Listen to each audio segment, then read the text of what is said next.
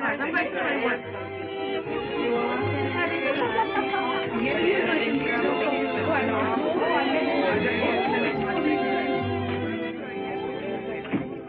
are you, darling? It's gone. It comes and it goes. Oh, how annoying. Believe me, it's of no importance. And yet it makes you so nervous. I can only tell you what the doctor said, to forget it and not to worry. Well, I'd worry. Dr. Vengard. I repeat it. Dr. Vengard is the man for you. Don't let's go into that again. I will not be psychoanalyzed. Oh, now, Jill, that's a very middle-class attitude. I'm a perfectly normal woman. Well, that sounds awfully dull. My dear, you mustn't say that about yourself. Not even in fun. Seriously, Jill, go to Dr. Vengard. He certainly did wonders for Molly McLean.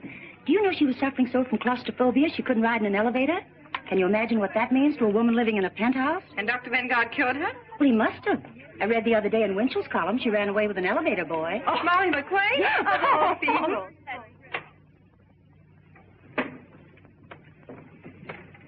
My name is Mrs. Baker. I know. Mrs. Stallings phoned me. Will you please be seated?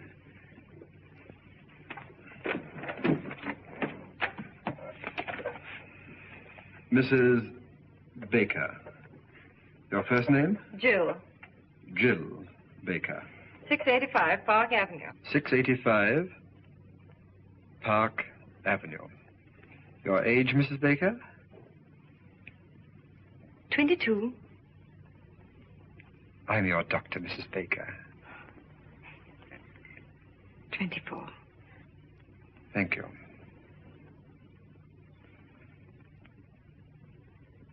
Doctor, I want to be frank with you. I'm absolutely certain there's nothing really wrong with me. I'm sure you'll feel differently when you leave this office.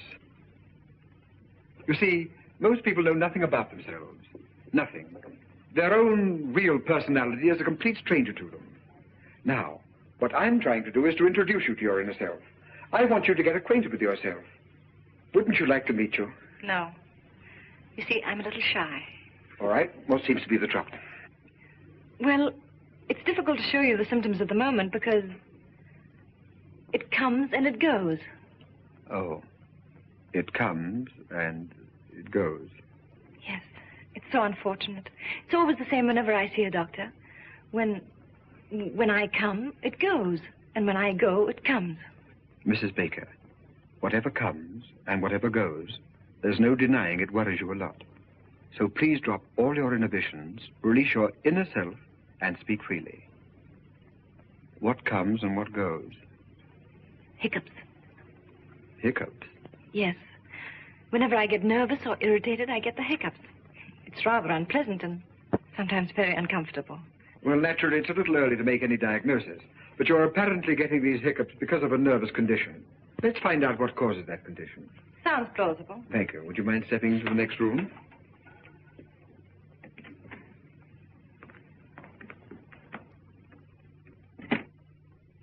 Uh-huh. Well, there's nothing unusual in your childhood. Let us examine your present life. Let us look at it through a magnifying glass. Let us examine every detail. Mrs. Baker, you're married, aren't you? Yes. When did you get married? When I was 19. How long have you been married? For 6 years. To the same husband? Yes. Aha. Doctor, please believe me, there's nothing wrong with my marriage. You could go through all Park Avenue and you wouldn't find a happier couple. Well, I'm sorry, but it's my duty to explore every avenue, especially Park Avenue. How old is your husband? 35. His business? He's vice president of an insurance company. But will you please leave my marriage alone? Well, very well, just relax. We'll talk about something entirely different. Do you suffer from headaches? No. How is your appetite? Good. How do you sleep? Frankly, not so well. How does your husband sleep? Very well. Uh-huh. Now, during one of these sleepless nights, when you wriggle around restlessly, and you look to your right, what do you see? My dressing table. And when you look to your left, what do you see? My husband. Sleeping? Yes. Uh-huh. What are you trying to do? Break up my marriage? No. Just wake up your husband. Well, thank you. That'll be all for today. Doctor, my husband has nothing to do with my sleeplessness. It's just that I'm super sensitive to noises or to the slightest sound. Does your husband snore? No. But I must admit he breathes rather heavily. Oh, he does. I don't think there's anything I can do about it. After all, he has to breathe. I suppose so. Well, Mrs. Baker, I'm afraid your husband's ability to sleep is too big a challenge for you.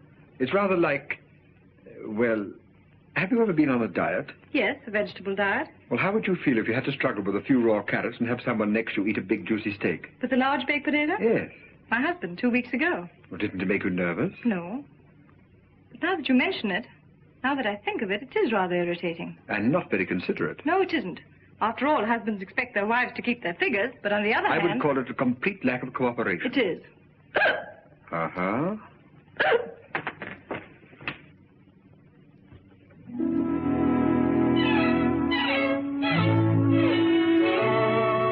Jill, dear. Hello, Margie. Oh, why, haven't I heard from you? How are you, dear? All right. Anything wrong?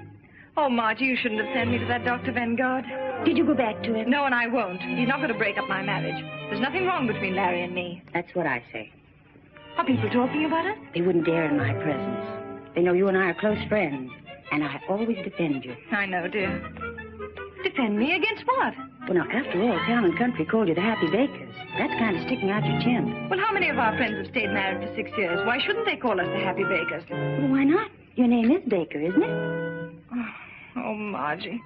I've been perfectly miserable for the last 2 weeks. I'm so marriage conscious.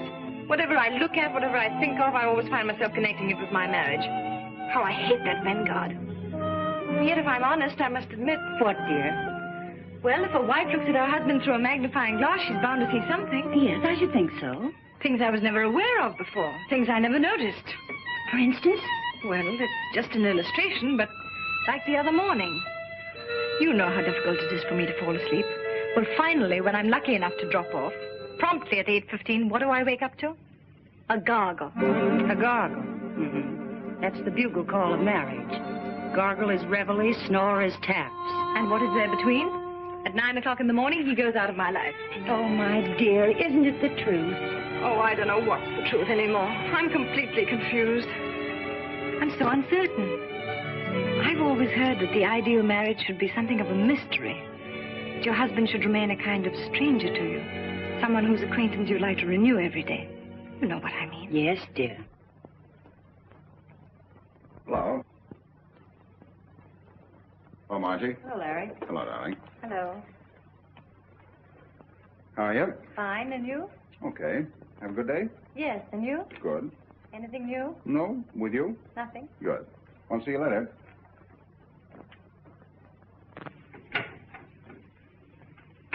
Well, what could he say? Why, of course, dear, there was nothing new, and he frankly admitted it. Jill, Yes, darling. are the Coopers coming to dinner? I don't know yet, darling. I'll let you know as soon as they phone. I wish you would, because if they're coming, I'll have to shave. All right, darling. Now, I don't want to cause any trouble, but cold facts are cold facts. If Mr. and Mrs. Cooper come, that big, awful-looking Mrs. Cooper, he shaves. And if he has dinner alone with his wife, he doesn't shave. And if anybody should shave, it's Mrs. Cooper. I spent 3.5 hours today at Elizabeth Arden's, but I don't rate a shave. My dear, that's the trouble with 95% of all marriages. Husbands don't shave. Don't men realize that a beard doesn't stop growing at 8 o'clock?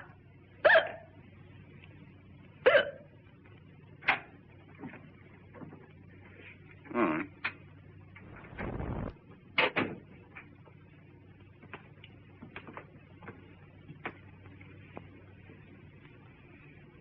Barry, Yes, dear.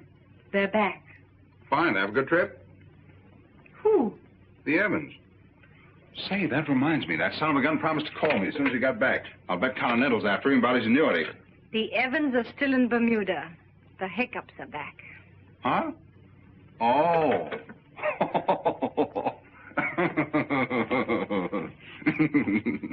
The joke's on me, huh? Ah, that was very cute.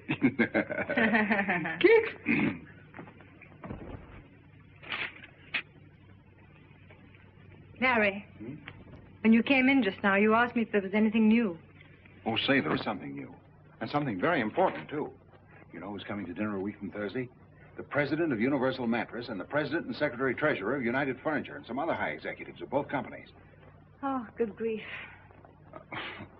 Oh, I know it's going to be one of those nights, but Universal Mattress and United Furniture have merged. They're reshuffling their entire insurance account.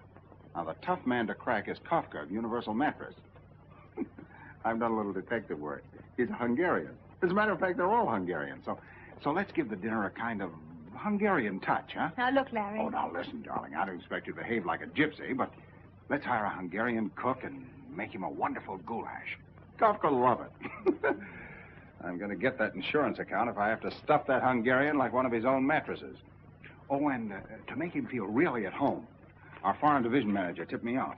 Just before they start to eat, you say, Eggesh, Eggeshegera. Eggeshegera. It means to your health or something like that. Eggeshegera. Mm-hmm. Oh, it's just a little thing, but you know how it is. Success in business is 50% hard work and 50% the right cigar. Eggeshegera. That's great, darling. Swell. Only a little more cheerful. You know, Eggeshegera. Eggeshegera. Oh, you mean Eggeshegera. Eggeshegera. Yeah, that's it. That's great, darling. Thanks. Kicks?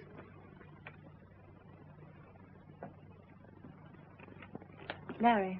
Hmm? Why'd you do that? Do what? Keeks. Why, I always do that. Why? Well, why does one do things? But when you do it, what does it mean? Is there some underlying thought? I don't know. I never tried. But you do it to me. Well, you're my wife. And that gives you the right to poke me in the stomach whenever you want to. Darling, don't you feel well? Fine.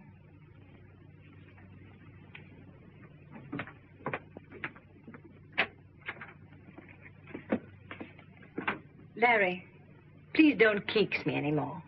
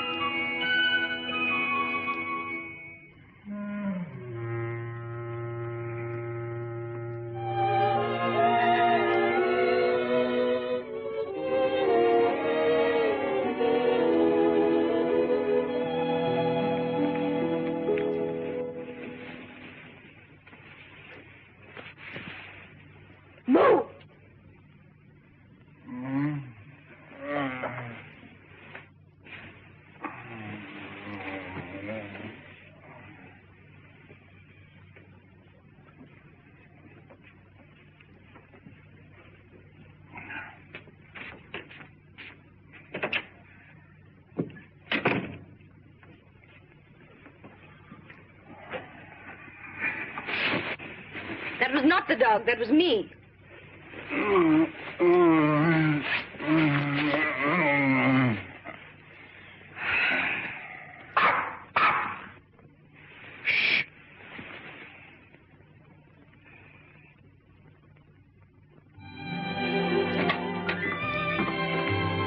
How do you do? How do you do, Mrs. Baker? Dr. Vengard will be a little delayed. I hope you don't mind.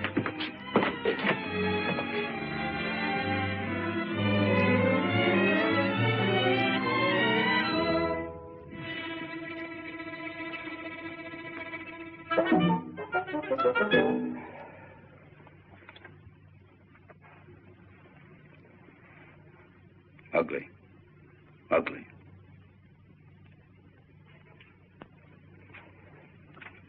Aren't they ugly? Who? People. Is there anything uglier than the human face? Ah.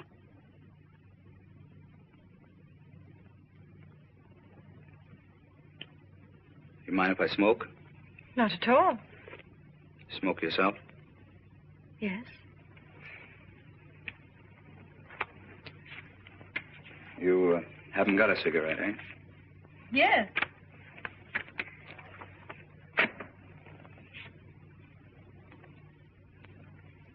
Haven't any without tips? Unfortunately not. Sorry.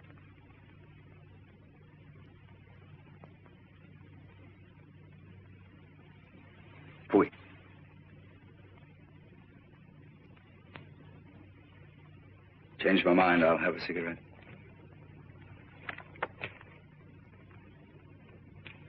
Yes, thank you. Have you seen this doctor before? Yes? How much do you charge? I really don't know. I haven't asked. Oh, you didn't have to. Dr. Vengard just phoned. He'll be detained at least another half hour. Another half hour? Well, we have two alternatives. We can read a magazine or we can talk. This is a lovely day, isn't it? Yes. Yes, well, that takes care of that. Let's forget it. Do I bore you? Oh, no, on the contrary. Let me warn you that I say what I think. I'm a complete individualist. Oh, really? I'm against communism, capitalism, fascism, Nazism. I'm against everything and everybody. I hate my fellow man and he hates me. Sounds rather amusing. So I amuse you. I'm a clown, eh? Pagliacci. Oh, no, I didn't say that. All right, don't apologize. This Vengard a good doctor? I'm sure he'll do you a lot of good. Why do you say that? What's wrong with me? I really wouldn't know. After all, I'm not the psychoanalyst. Uh-huh. What's wrong with you? Nothing. Why are you here? You don't go to a psychoanalyst to have a tooth filled. So what's wrong? I think we'd better read magazines. All right.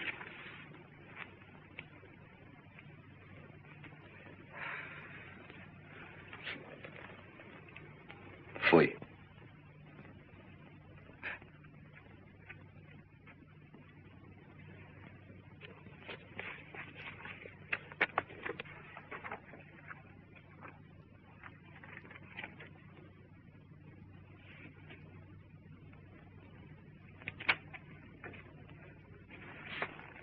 I hate to bother you again, but what does one have to do to be happy? I think Dr. Vengard would know more about that than I. More than you, Mrs. Baker?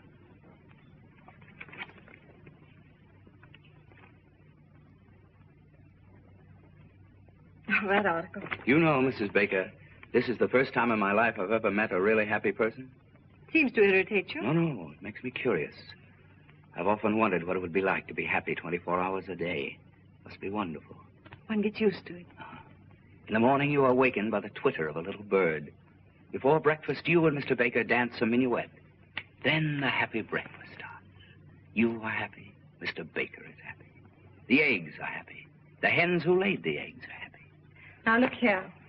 My presence seems to annoy you, so I think I'll leave. No, I'm sorry, Mrs. Baker, but if you feel that way, naturally, it is I who'll go. Oh, no. I'm afraid you need the doctor more than I. Are you sure, Mrs. Baker? You see, that's an interesting question.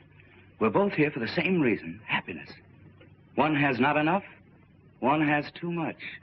Who needs the doctor more? Now, that's interesting, isn't it? Rather, but I don't like to discuss it. Yes, I understand, Miss Baker. Well, I'm very happy to have met you. I'm very sorry if I've offended you. Goodbye, Miss Baker. Goodbye. Fui. Oh, just a moment. Yes? May I ask you one question? Certainly. Yes? What's wrong with that picture? Are you really interested? Yes. Sit down. Now, this artist saw no more in that tree than the camera which photographed the happy Mrs. Baker. It's only the surface. Art goes much deeper. You see, if I were a painter and I were to paint you, I don't know what the picture would look like. It wouldn't look like that photograph. Do I make sense? Yes. Quite a bit of sense.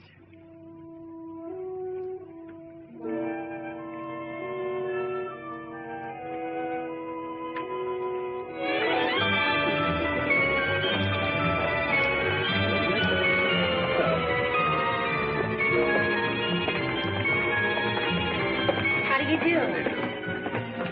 Thank Hello, you. Sebastian. Hello. Oh, by the way, my name is Sebastian. Oh. Alexander Sebastian. The name mean anything to you? Be frank? Well, if you insist, no. It's all right, it's all right. Why should it? Let's look at the pictures.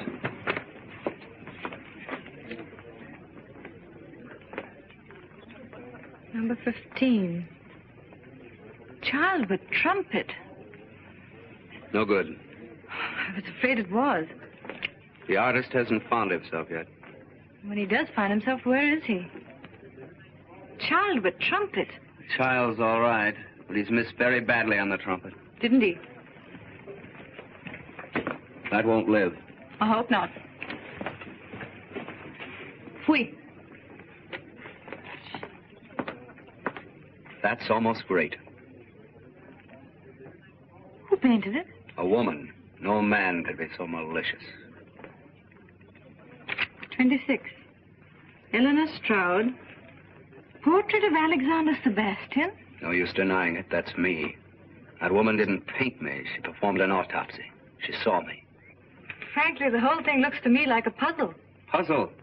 That's correct. Good. I was a puzzle to her, but she was no puzzle to me. And that's her revenge.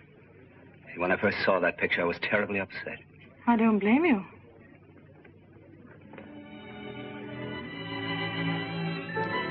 What do these notes mean? I'm a musician, a pianist. Oh, a pianist. Oh. And this pedestal here? Well, that indicates greatness.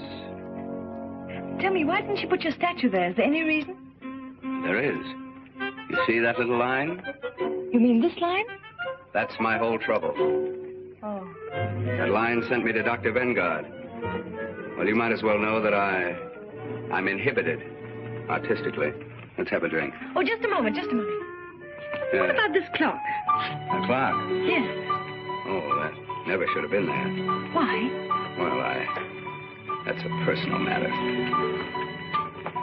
Are you sorry that you came here? Oh, no. No, on the contrary.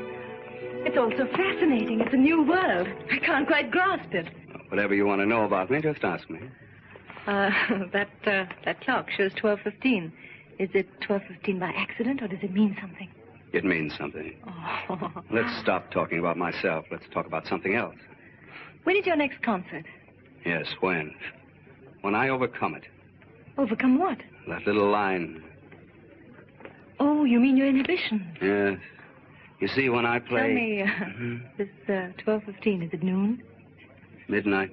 Any particular midnight? Mm-hmm.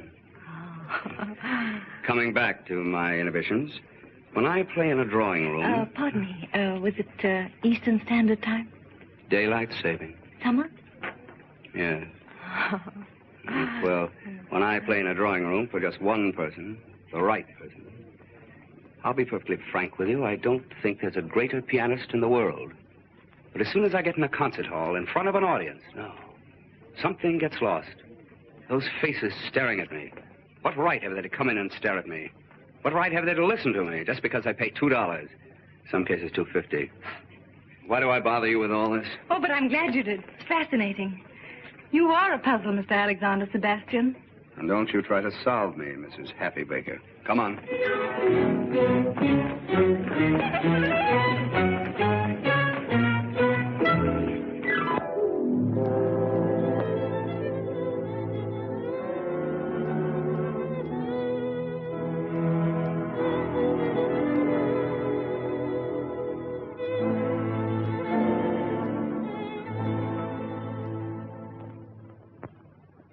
Mrs. Kopka, Mr. Januszek,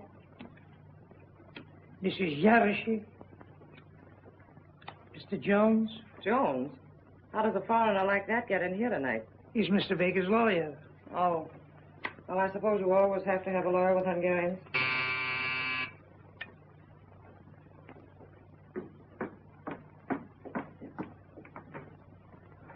Good evening, sir. Good evening.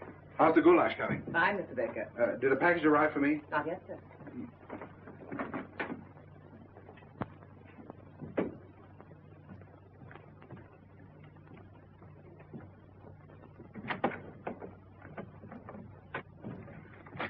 Oh, darling. Hello, dear. Anything new? No. Have a good day? Marvelous. All set for a big night? All set? Remember your word? Eggeschegera. Eggeschegera. That's it. Good. What is it? Your package had arrived, sir. Albert didn't tell me. Oh, fine.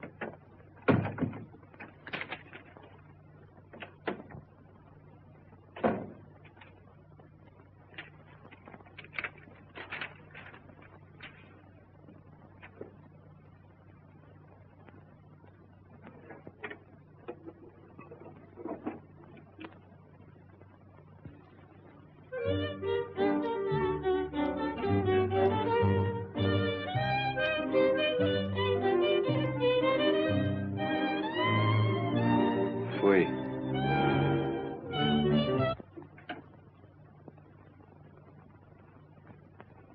I'm Mr. Baker. Mm-hmm. May I ask what you're doing here? Waiting. Oh, you're waiting. Tell me, how soon do we have dinner? Dinner?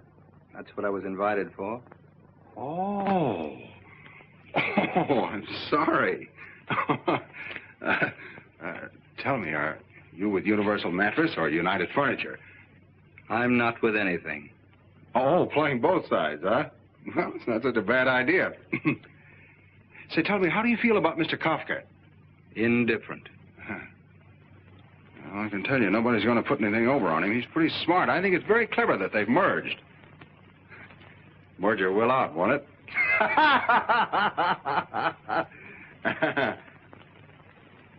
Yeah. Look, you want me to enjoy this evening, don't you? Why, yes, certainly. All right, come here. This vase insults me. It's ugly. Let's put it away. Oh, sure, of course. The customer's always right. Anything else in the room you'd like to change? Lots. Well, I think we're going to have a very enjoyable evening.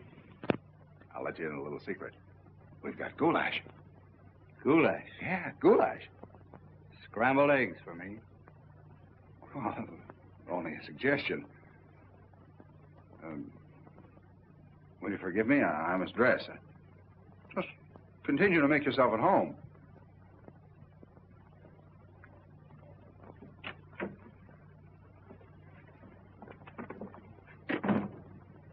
Gee, these Hungarians are certainly funny people. Have they come? Well, one of them has. Look, dear, aren't we dressing? Why? Well, he isn't. Oh, that's Mr. Sebastian. Who's he with? With. He's against everything.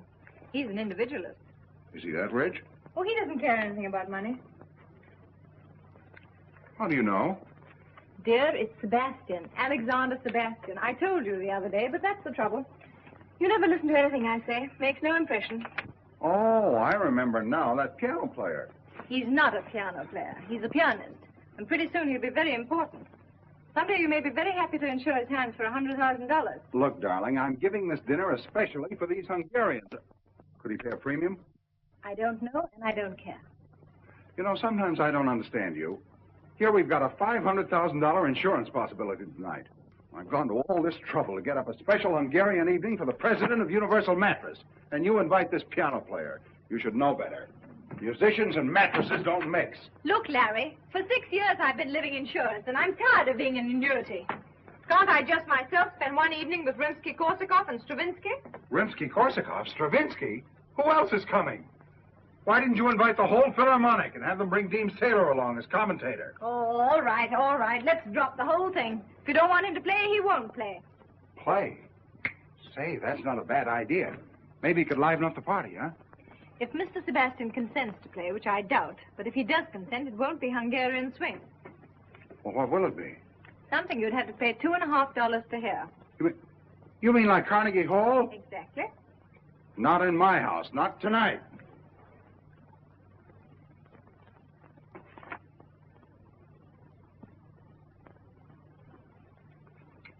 What's this? Oh, that's a reproduction of a painting I saw in an art gallery. Do you like that? Love it. Well, what is it? Can't you see? Now, listen, quit kidding me. What is it? It's a portrait A portrait? Of what? of a man. Listen, I know I'm just a poor, ignorant insurance dope, and I don't know anything about Stravinsky.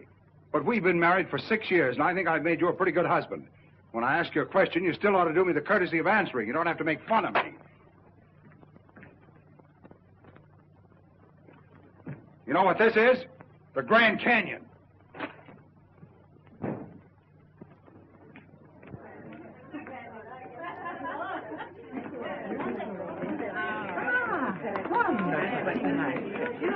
You sit here, Mrs. Kafka. Thank you. And that's why, Mr. Kafka, we're the only company for you. Sounds very reasonable. Let's talk about it after dinner. Yes, indeed. After dinner, we'll have a good long talk right here, Mr. Kafka. All right. Mrs. Baker. Thank you, Mr. Doctor.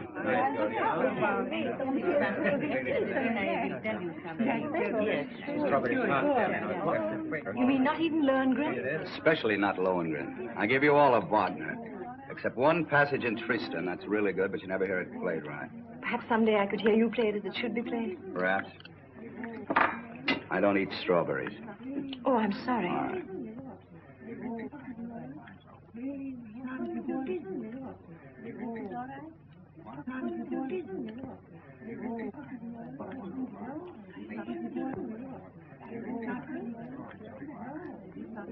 Everything all right, Mr. Kafka? Mm-hmm. Fine.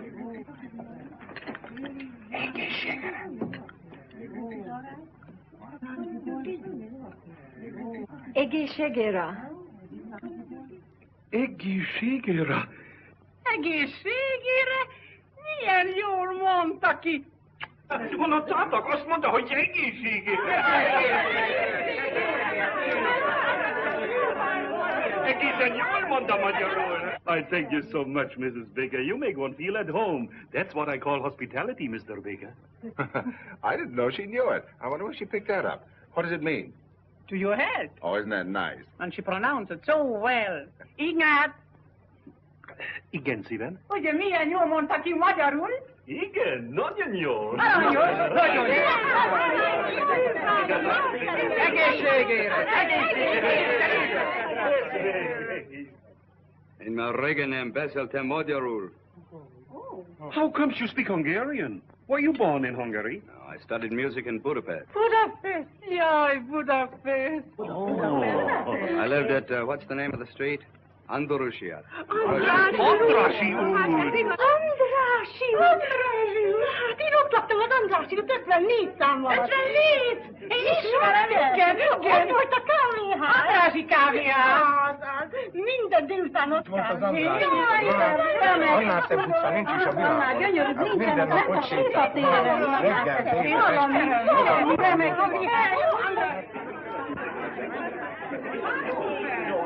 Reggel,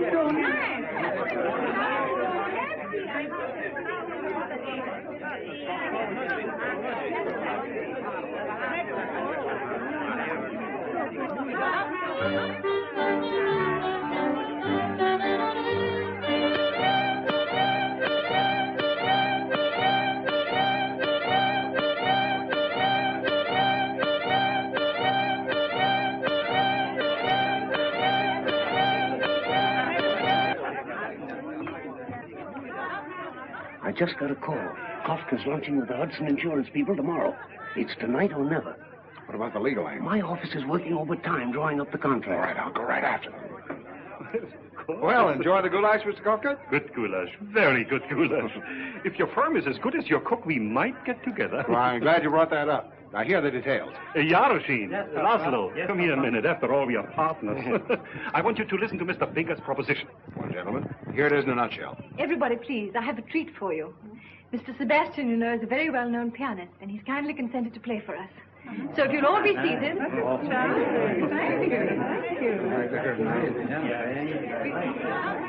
Does he have to play?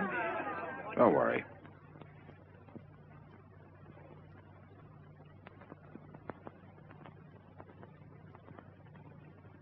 Mrs. Baker. Yes, Mr. Sebastian.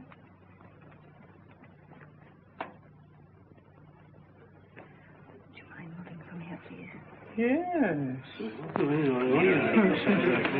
Come on, show you a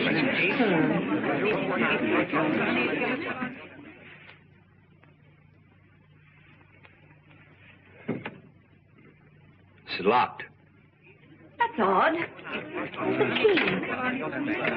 Too silly. Who could have locked the piano? Where's the key? I don't know. It's a funny idea. Why should anybody lock the piano? It's too ridiculous. Why should anyone lock it? Where's the key? As I was saying, Mr. Kafka, my proposition's a very simple one, but a very sound one. I broke it. Don't you worry. I won't. Now, Mr. Sebastian, please tell us, what are you going to play? Well, first I'm going to play... Mrs. Baker. Yes, Mr. Sebastian. All right.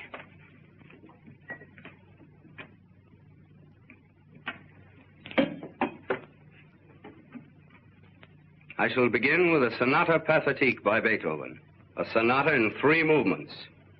And afterwards, if I feel like it, I shall play Hoff's 11 variations on the second theme of the first movement, followed by my own variation on Hoff's 11 variations on the second theme of the first movement. The only one I ever heard lasted 3 cigars. It's a catastrophe. It's a disaster. Jones, we're sunk.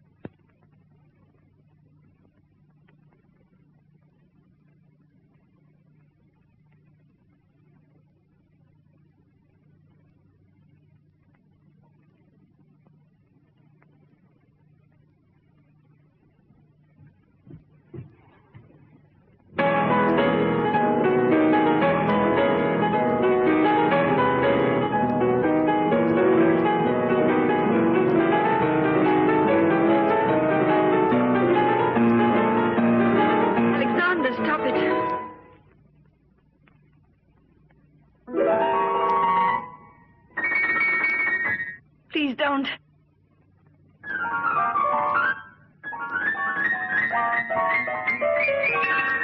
No. No.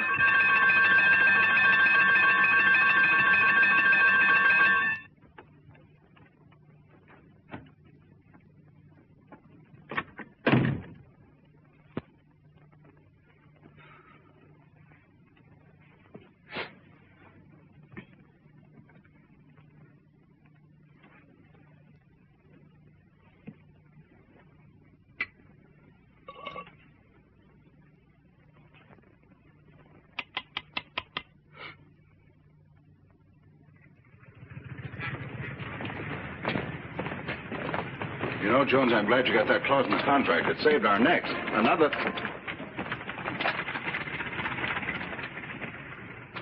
Wait a minute. I'm going to have some fun. How do you do? How do you do, sir? About that picture in the window. It's very good, don't you think? No fooling. What is it? It's a portrait of a man. Oh. Well, certainly. What else could it be? Excuse me, sir. Not everybody understands modern art. Well, thanks. If you're interested, it's only $500. $500? Must be quite a man. Well, it's not the man. He happens to be rather an obscure musician. Musician? What kind of a musician? A pianist, I think. Is it by any chance Alexander Sebastian? Well, that's who it is. You recognized him. He seems to be a friend of yours. Wouldn't it be amusing to have him at your home permanently? Not very amusing.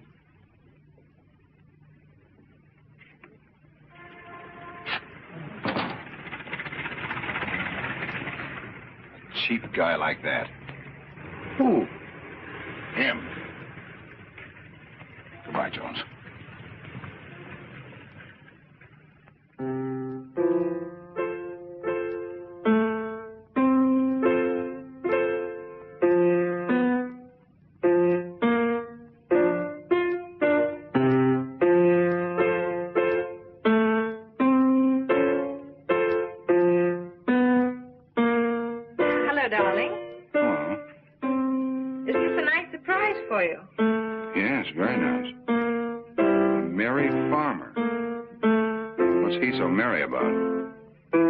You don't begrudge me a little music, do you? Oh, no, no.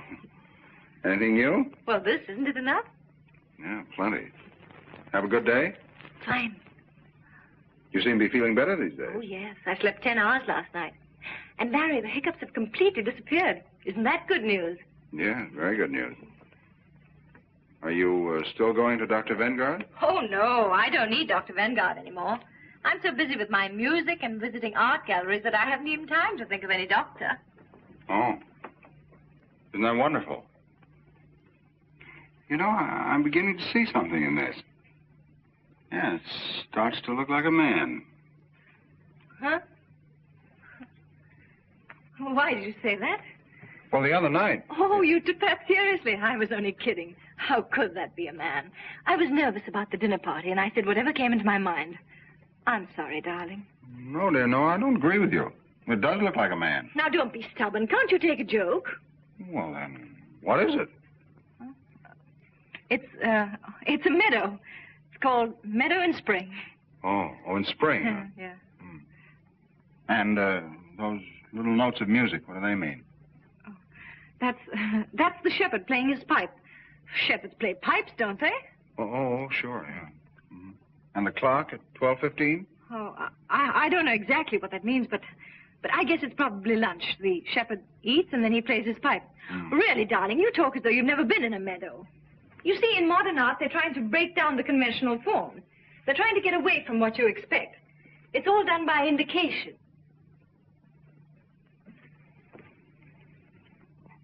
What are you doing? Oh, I'm just putting a mustache on the shepherd.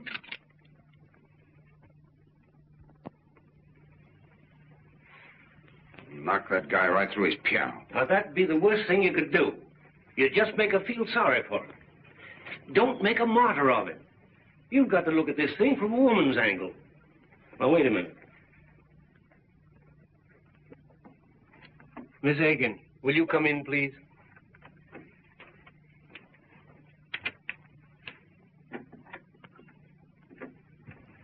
Miss Aikens, we want a woman's point of view on a certain situation. Now, Mr. Baker has a friend, and he's in trouble. Who, Mr. Baker? No, the friend. Oh, Mr. Baker. Oh, shh. Now, Mr. Baker has nothing whatever to do with it. Let's call the friend Mr. Brown. Now, Mr. Brown has a wife. Mrs. Brown. Exactly. Mr. and Mrs. Brown have been married for, how long? Well, say 6 years. Okay. They live in Toledo. 6 years in Toledo? That's bad. All right, then, let's say New York. Now, Mr. Brown is worried about his marriage. Things are not going along as well as they used to. What kind of a man is this, Mr. Brown? Very nice. Wouldn't you say so? Yes, very nice. Is he attractive? Very attractive. Don't you think so? Yes. And yet she's complaining. Well, she's drifting away from him. Yes, and he wants to get things back on the old basis. Who doesn't? Yes. Now, Miss Aikens, as a woman, I'm asking you, what is the right approach? Well, I should say a mink coat would do the trick. She has a mink coat. Then what's she complaining about? Thank you, Miss Aikens. That's all. Well, gentlemen, you wanted to get a woman's point of view. Just a moment. Now, look here. Mrs. Brown is interested in another man. Oh. Does Mr. Brown know? Yes. Has he any proof? Too much. Has he any witnesses? No. Then he's sunk. Thank you, Miss Aikens. Well, I'm sorry, Mr. Baker, but if there aren't any witnesses, she's going to deny it, if you want the woman's angle. Miss Aikens, we're thoroughly satisfied. Well, I'm afraid I'm not the right person to give you any advice. I probably have too much sympathy for Mr. Brown and not enough patience with Mrs. Brown. We get cases like that every day. The wife is bored, marriage is just a habit, but on the other hand, she accepts everything her husband gives her. I think she ought to be kicked out. Do I sound old-fashioned? We'll let you know, Miss Aikens. Well, anyway, I think Mr. Brown is a pretty swell guy. I've always thought so. Some woman. Yeah. She certainly had a couple of interesting angles. I didn't notice them. Good. Now, Larry, you still love your wife, don't you? Yeah. Well, where are you going from here? I have a dinner appointment with old C.K. Higgins at his club. How can I sell insurance with this in my mind? It's a big deal, too. Now, listen. Forget Higgins. Forget insurance. Go home. There's only one thing you have to sell. Yourself. The most important client you ever had in your life is waiting for you. And her name is Mrs. Baker. Now, you're the best salesman in the business. There's nothing wrong with your marriage. You just have to resell it once in a while. Not so easy. Well, who said it was? Was it easy to sell hail insurance in Southern California? Just find the right slant. A new one. Selling marriage with a new slant, huh? Yeah, a new slant. Yeah, that's not a bad idea. But what is that new slant? That's what I'd like to know. What is it? What is it? What is it? Selling marriage with a new slant.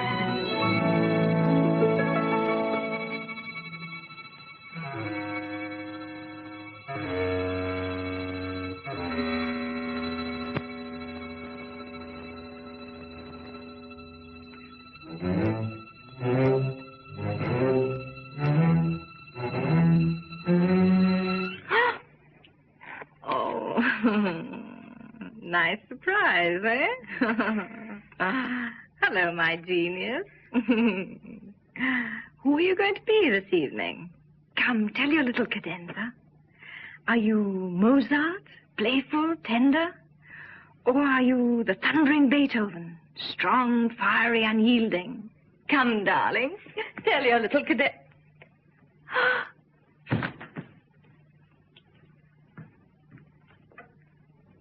Da, guess who is here?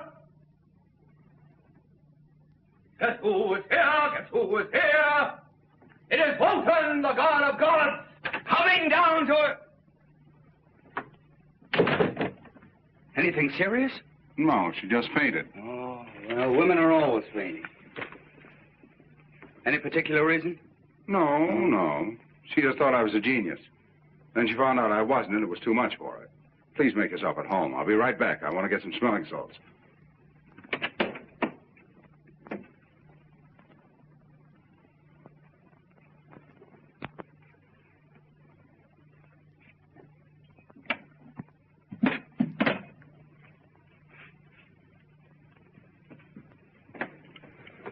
Now, look, Vicar, let's get this straight. There's going to be a very heated discussion. We're going to insult each other. It can't be avoided. You're going to accuse me of something which I'm going to deny and you're not going to believe. So before this battle starts, let's get one thing straight. I'm not going to fight. My hands are my only livelihood, and I'm not going to risk them on your jaw. Here, Mozart, wake up your little cadenza.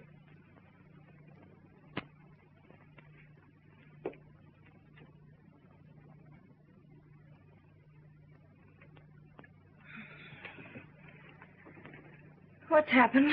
Well, I... You! What? That's very funny. You know what I thought? Look, I think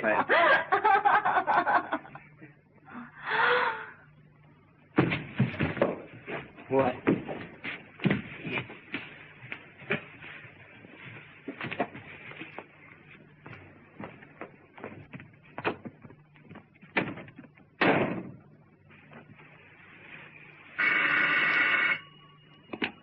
Hello?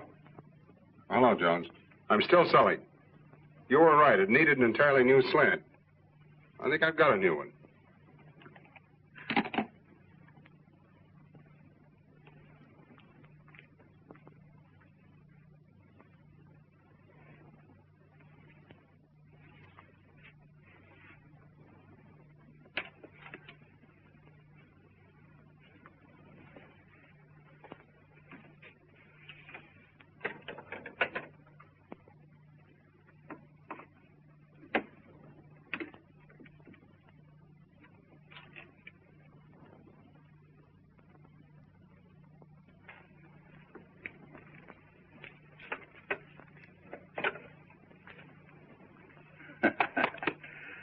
Baker, I don't trust you. Oh, come on, have a cigar.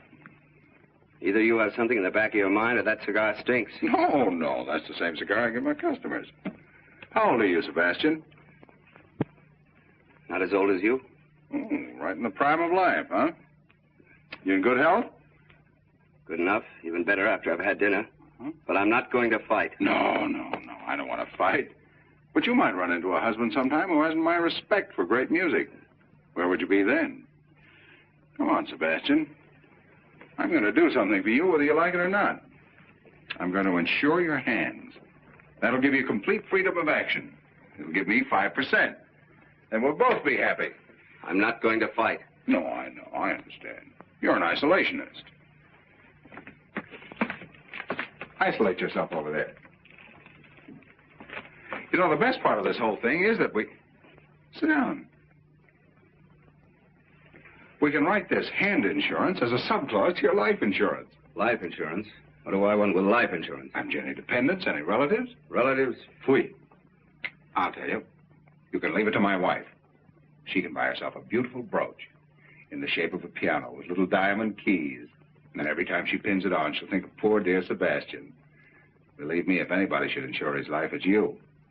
And right now...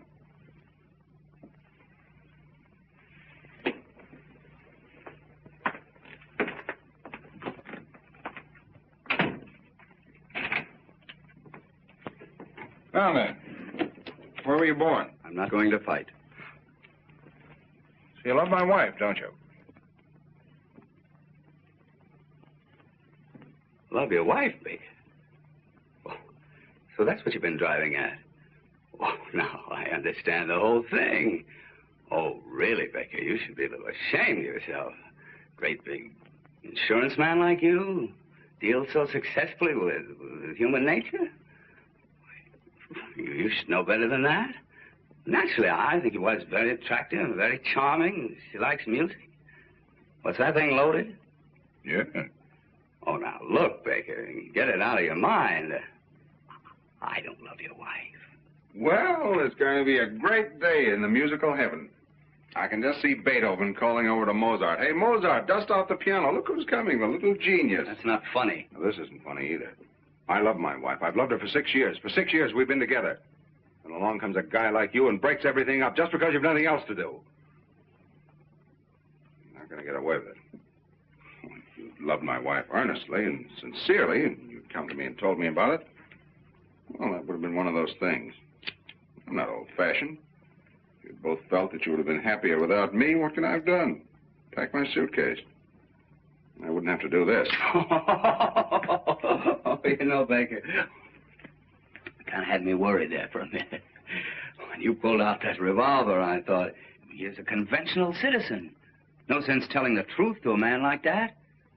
But now I see the real Baker, modern, up to date. Baker, I'm going to open up to you.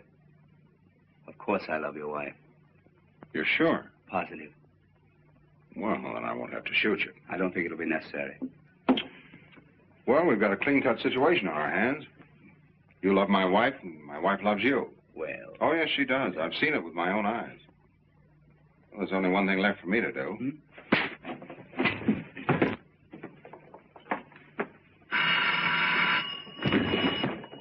Hello? Oh, hello, Jonesy. I'm still selling.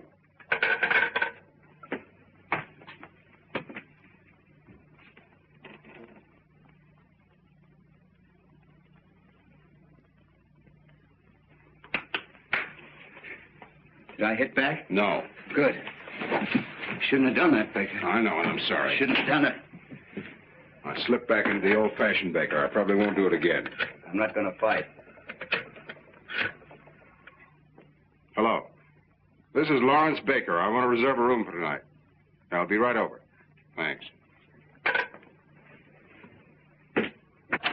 Baker. Are you really moving out? Well, yes, certainly. I think I should leave the apartment to her. You do?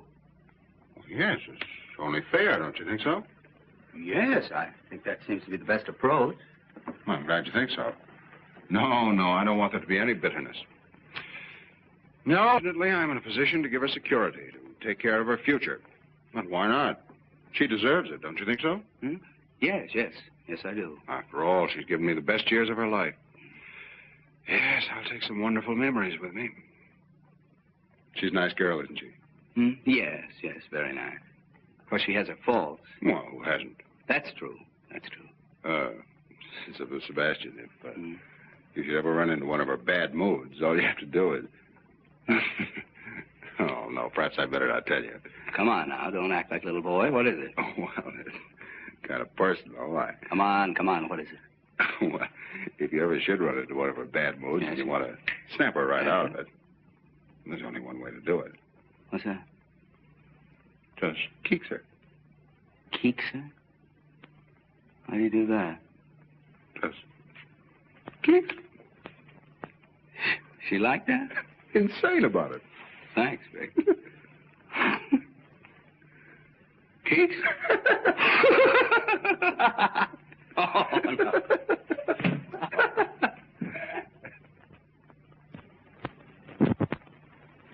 Now, about the cause for divorce.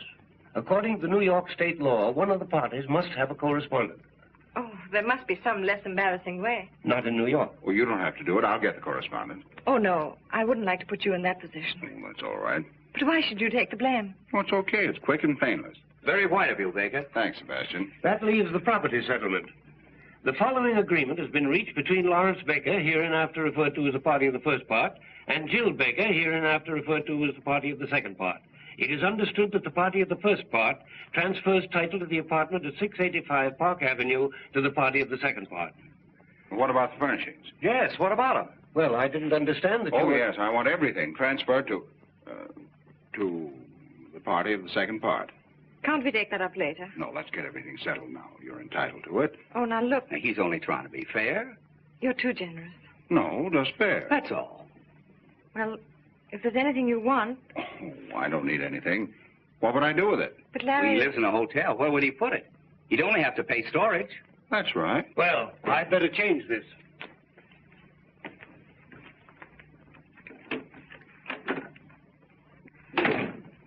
What's his name? Joan. I don't trust him. Well, here we are. Mm-hmm.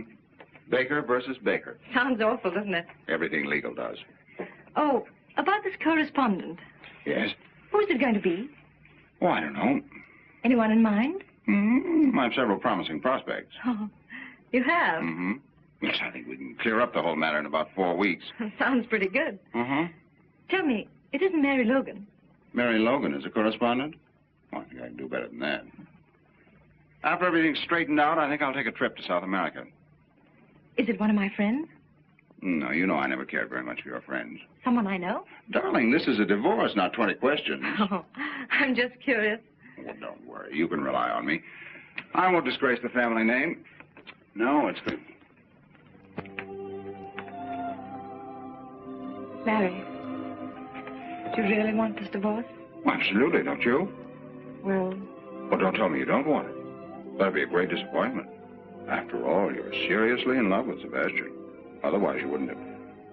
Well, we wouldn't be here. You're too fine a person, Jill, to have done all this just to fill out your day. I've always believed that you're sincere. I still do. I'd like to take that memory with me. I'm sorry if I hurt you. You wouldn't help it. Don't worry, there'll be no bitterness. Funny, isn't it? For 6 years you were my husband.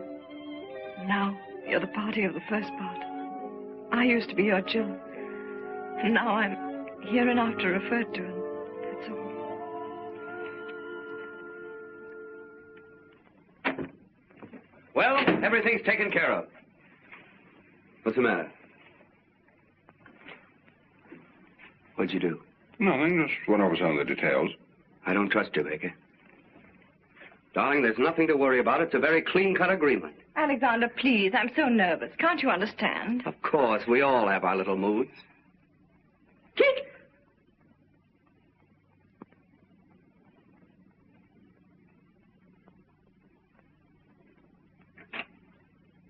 Now let's read this again. The following agreement has It's been reached... unnecessary, unless we can agree on the correspondence. Well, it's none of your business. Darling, it is. Keep quiet. It is my business. You're not going to make me the laughing stock of the whole town with some girl. A girl I don't even know. Oh, no, you're not going to have that triumph, Mr. Baker. Goodbye.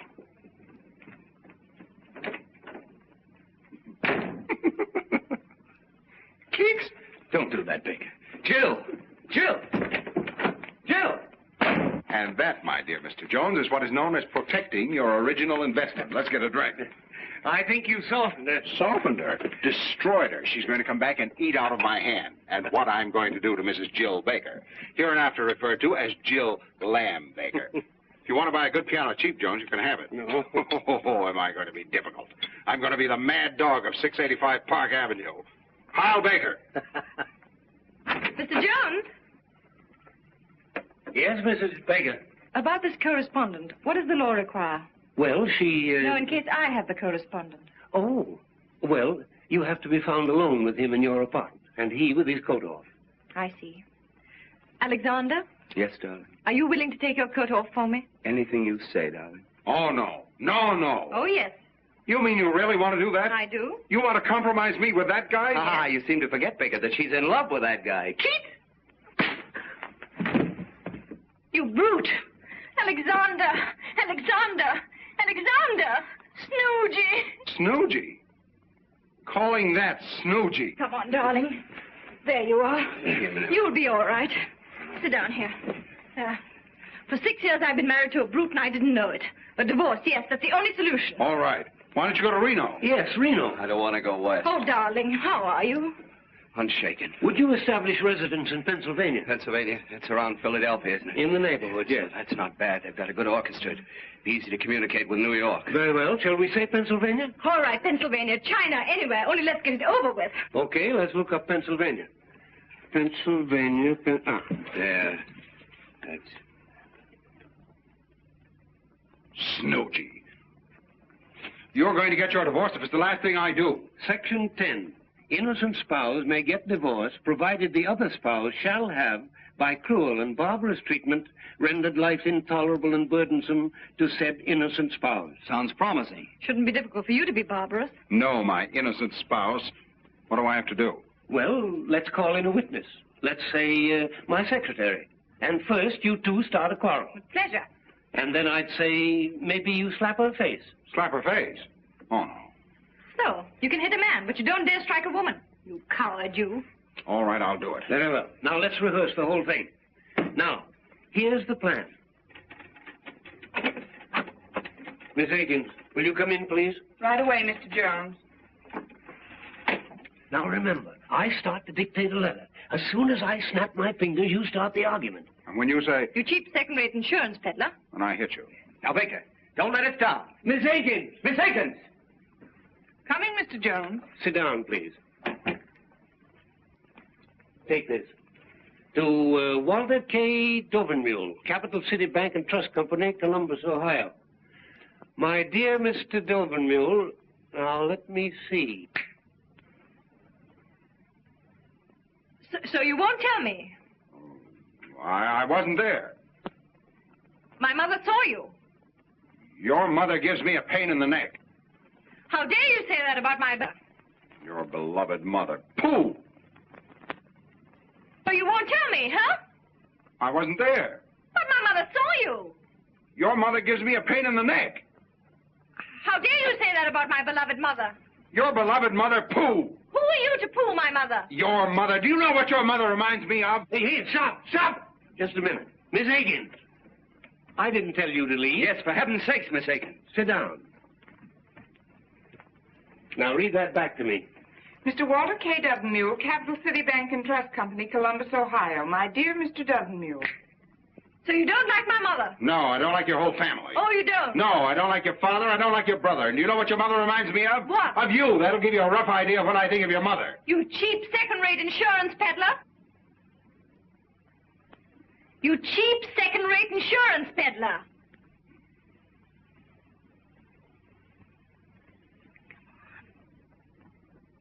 What she calls your cheap second-rate insurance peddler. Yes.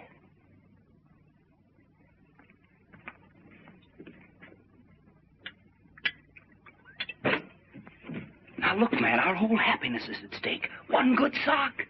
Here, have another cognac. Now, give it everything. Read it back to me. Walter K. Dovenmule, Capital City Bank and Trust Company, Columbus, Ohio. My dear Mr. Dovenmule. Yeah, my dear Mr. Yeah. Everything I said about your mother still goes. And double. Oh, it does? Yes, it does. Well, I still say you're a cheap second-rate insurance peddler. Oh, so I'm a cheap second-rate insurance peddler, am I? Yes, you are. Say it again. You cheap second-rate insurance peddler.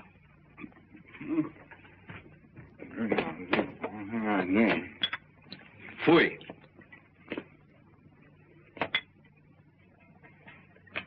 Come on, Baker, pull yourself together. You can do it. Swell guy like you. Read it back to me. Walter K. Dovenmule, Capital City Bank and Trust Company, Columbus, Ohio. My dear Mr. Dovenmule.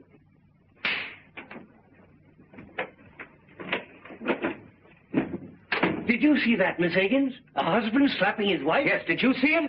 Mrs. Baker, I'm very sorry this happened in my office. So am I. Imagine that, a husband hitting his wife. He had to get drunk to do it. Goodbye, Mr. Jones. Goodbye, Mrs. Baker.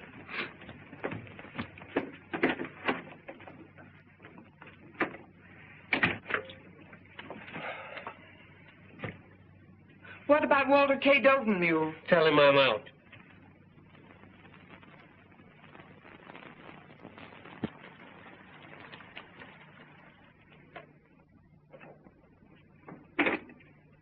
Thank you, sir. Come in. Hello, Albert. Good morning, sir. I hope you'll forgive me for disturbing you on Sunday. It's all right, Albert. Have a late night, sir? Yes, I've had a series of late nights. I guess I'm not as young as I used to be. Oh, I think you look very fit, sir. Oh, thanks, Albert. How's everything going? Well, not so well, sir. I came to ask if in your future plans you'd have any use for me. Have you left Miss Baker? Yes, sir. I had to, on account of that musical gentleman. Oh. In fact, we all left, except Emma. Then she fortunately is quite deaf. How is Miss Baker? As charming as ever, sir. Happy, I suppose.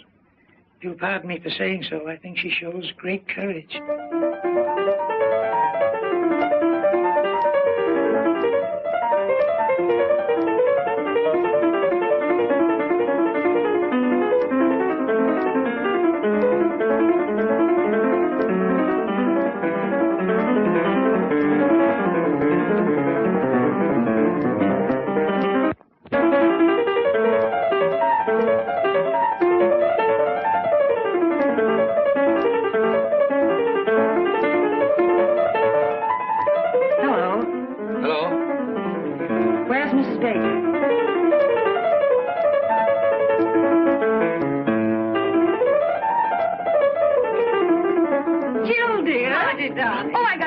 When you called me. Why shouldn't I, old friends like us?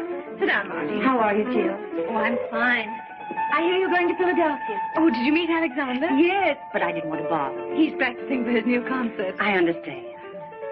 Does it disturb you? No. I love music. Yes, I'm going to Philadelphia. And you're happy? Oh, yes, very. Of course, I'm still a little bewildered. It's all so new. I guess it's all very exciting. Yes, very exciting. Being transferred from the business world into the world of art. Nothing but Bach and Tchaikovsky. That's Bach he's practicing. Yes. You sure it doesn't disturb you? Oh, no, I love it. You don't have to be ashamed. Not everybody likes Bach, so if you want him to stop... My dear, I wouldn't think of it. The whole thing sounds so very romantic. Yes, very romantic. Oh, by the way, have you seen Larry? Yes, I saw him last night at Monte Carlo. Larry is the Monte Carlo? Yes. Imagine. Just a moment.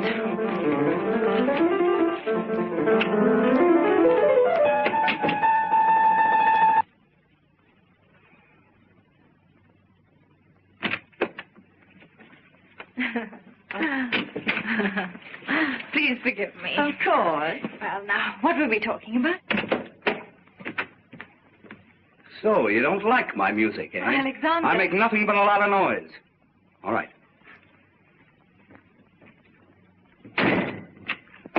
Fui. Isn't he original? Oh, very. I hope you don't mind. No, not at all. I love to make him angry. He turns into a big grizzly bear. It must be fascinating. Jill? The bear.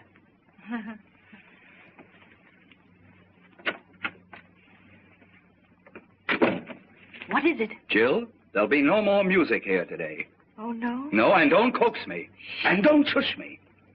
As a matter of fact, there'll be no more Sebastian here today. At least not for lunch. And dinner is very uncertain. Well, if that's the way you feel about it. It is. Jill, I can be very impossible. Goodbye.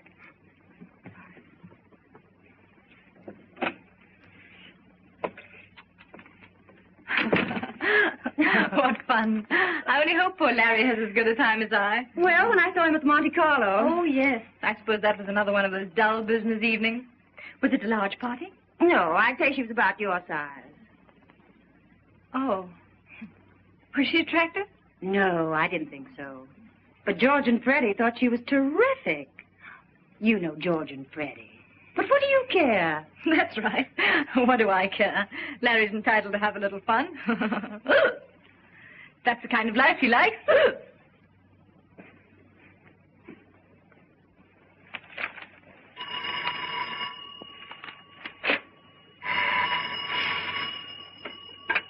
Hello? Hello, Sally, darling. I feel pretty good considering. What about you? Mm-hmm. That's right. Huh? Well, no, I'm sure you took it with you when we left for the Monte Carlo. Wait a minute.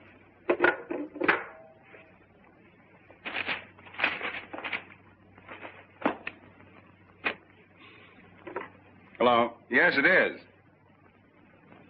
All right. Goodbye.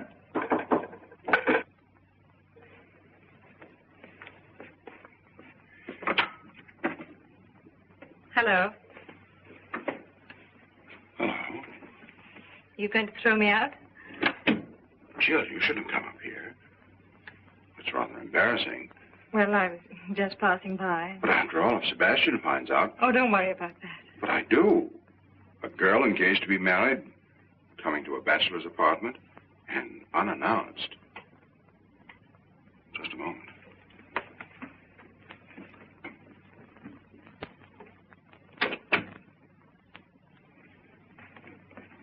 Well. I seem to be intruding. Look, Jill, what do you want to see me about? Someone here? What do you want, Jill? Well, I was driving by. Oh, right on the 31st floor?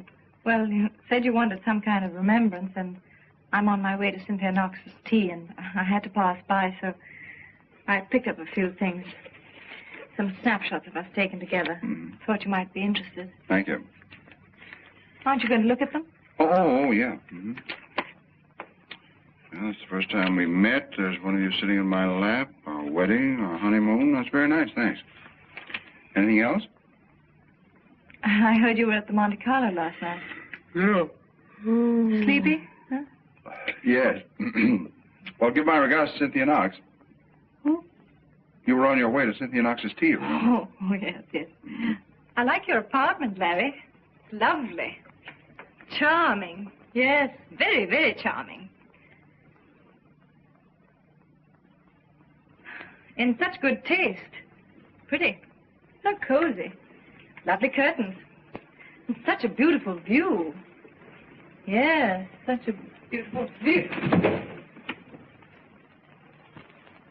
I'm sorry. That was rather foolish. Please forgive me. Oh, Larry, I did make quite a mess of things. Oh, everything turns out for the best. You can't mean that, Larry. I can and I do. Larry, please don't make me go to Philadelphia. Please don't. Oh, Madam has changed her mind. She gets a little tired of marriage and she walks out just like that. What does she care if she makes a fool of her husband or how much she hurts him? Then she gets a little tired of piano music and she comes back and says, oh, it was just a little whim of mine, so please trot back to the old homestead. You break up a whole life and then think you can put it back together again in one afternoon. Oh, no, it's not that easy. I didn't expect it to be easy. To tell you what I think of you would take more than just one afternoon. How about dinner? Dinner? Couldn't we just have dinner together tonight? I'm sorry, I'm engaged for dinner. Oh, that girl. Yes, that girl. I don't like your tone. I'm sorry. First you try to mess up my life, now you want to spoil that girl's Sunday. Sally doesn't get every day off, you know. Sally works hard. Oh, she does. Now, what's wrong with that? Nothing. She doesn't have everything dumped in her lap like you. She hasn't time to go to crazy art galleries, play around with second-rate musicians, or go to psychoanalysts. She hasn't a husband to pay for her complexes. Sally's a mighty fine girl, much finer than your Mr. Sebastian. She doesn't wear your shirts either. Did he take? Oh, skip it.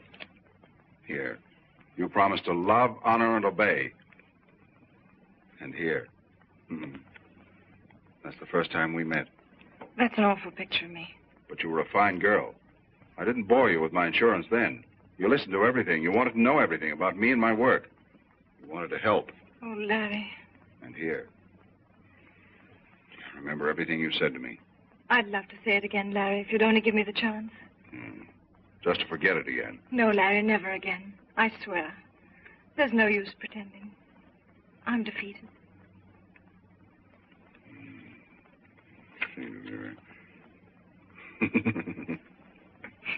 Gee. I'll always remember that tree in front of our hotel window. And that funny old Italian waiter? Well, that wasn't here. Oh, yes. No, it wasn't. No, here. Oh, that's right. That's that front porch. Our first breakfast. Yes. Oh, Larry, couldn't we have dinner together? Not tonight. Why not? Sally? Let me talk to her. Oh, no. Woman to woman, she'll understand. No, no. Please, Larry. Well, you don't deserve it, but I'll see what I can do. Thank you, darling. You stay right here. It's going to be very tough.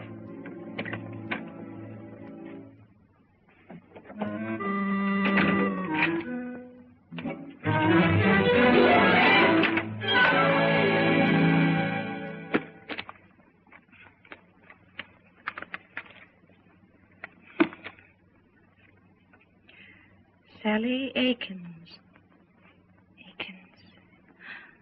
That girl.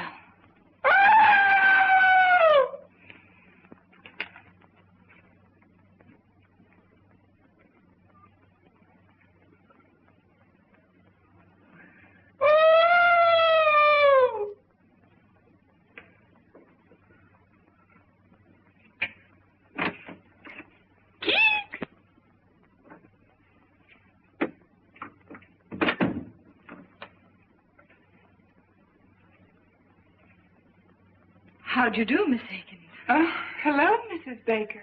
Nice to see you. Miss Baker would have loved to have seen you, but unfortunately he's busy. Oh, he asked me to give you your handbag. Oh, yes, I forgot it.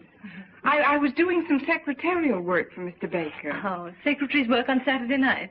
Oh, well, I'm a notary public, too. Oh, I see. And you brought your seal? Oh, yes. A trained seal. Goodbye, Miss Aikens. Goodbye, Mrs. Baker.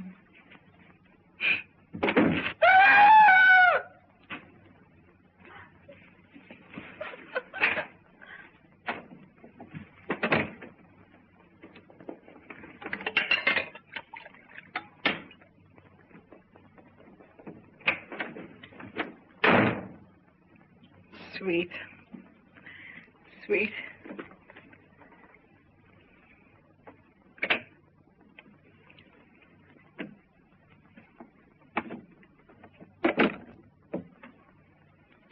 Looks hopeless.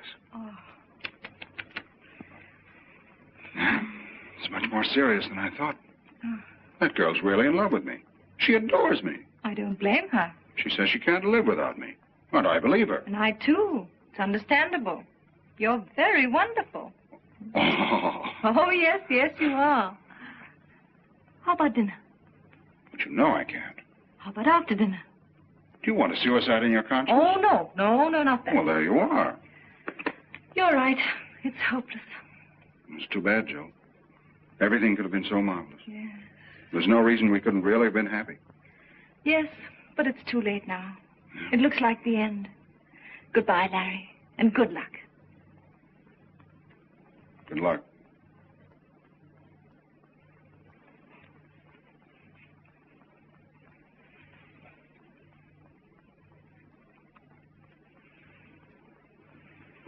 I'll talk to her again.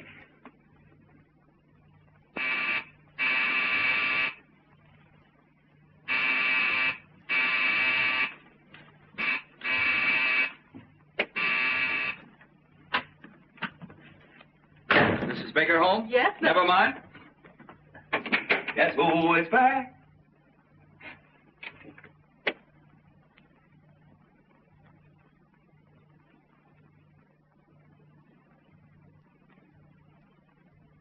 It's Wotan, the god of gods, coming back to Earth.